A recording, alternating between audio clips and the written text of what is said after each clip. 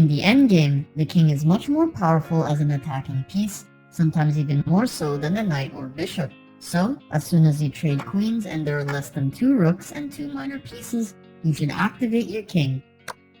It is best to move your king in front of your pawns, and eventually to the center squares to support your pawns or to attack your opponent's pawns. At the same time, you want to prevent your opponent from activating and centralizing their king.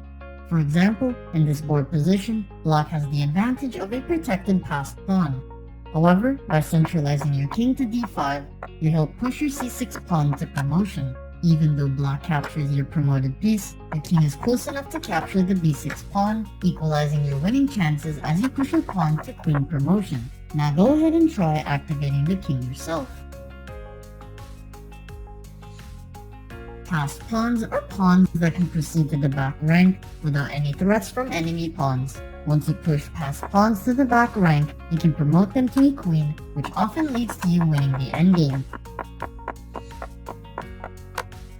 If you want to see if a passed pawn can queen without support from its king, use the rule of the square. The rule of the square states that if an enemy king can enter the pawn square created by a diagonal to the back rank, then the king can capture the pawn. If the king cannot enter the square, then the pawn can safely promote without being captured by the king. Even if you cannot immediately promote a passed pawn, your opponent uses up a piece to prevent promotion and may even sacrifice it for you to later exploit. You can create passed pawns easily where you have a pawn majority, meaning you have more pawns than the enemy on one side. For example, in this board position, you can sacrifice a pawn to c5 and recapture to create a passed pawn. If you have a backward pawn, you can also sacrifice with pawn to a5 and promote faster than black. If you have rooks available, you should place them behind passed pawns to safely push them. However, given the importance of a promoted pawn, it is ideal to also support it with other pieces to reach promotion. Do not forget to defend against opponent passed pawns by placing rooks behind them or blocking them with bishops, knights, or the king. Now go ahead and try pushing passed pawns yourself.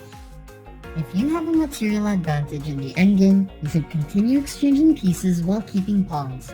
By trading equal pieces, the opponent has fewer pieces to checkmate you with and opportunities to equalize the material advantage. Additionally, pawns become more valuable with fewer pieces on the board. Even if you are up by only one pawn, reducing pieces on the board gives you better opportunities to take advantage of the extra pawn.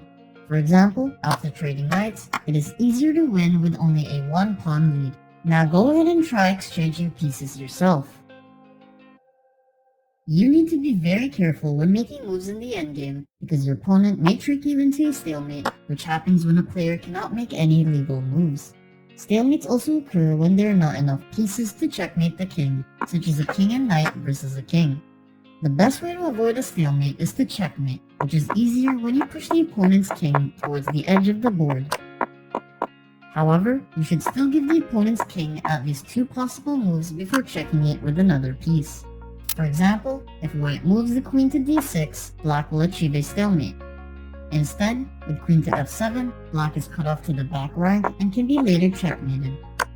Additionally, do not focus on capturing less threatening pieces because it may be a tempting trap to stalemate or lose tempo for checkmate. For example, in the heat of the moment, you might want to capture black's a6 pawn to gain more material advantage while putting up squares for the black king. However, black's king will have no legal moves and your easy checkmate will turn into a stalemate. Now go ahead and try to avoid stalemates yourself.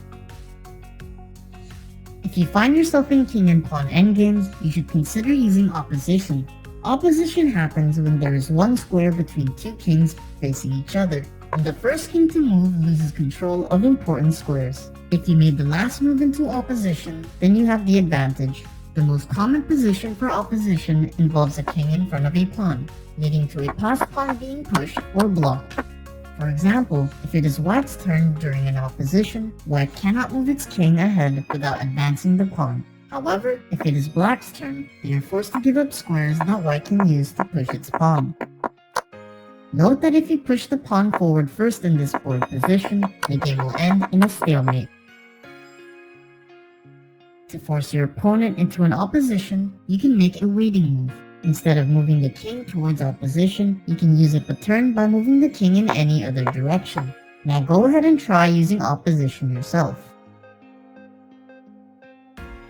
Many endgame moves try to reach Zugzwang, which is when a player needs to make a move that is disadvantageous. Since you cannot skip moves in chess, you can set up a position where an opponent's next move plays to your advantage because they are forced to use their turn into a bad position.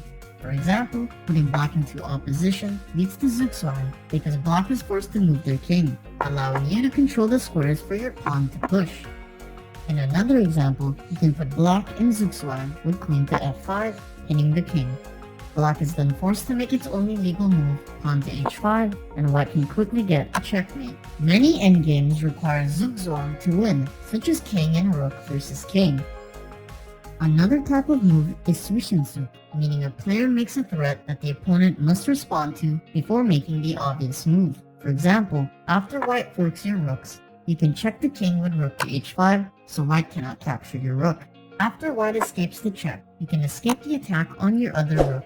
Instead of making the obvious move to save your rook from the fork, a Zugzwang distraction allows you to evacuate both rooks. Now go ahead and try the Zugzwang and Zugzwang yourself.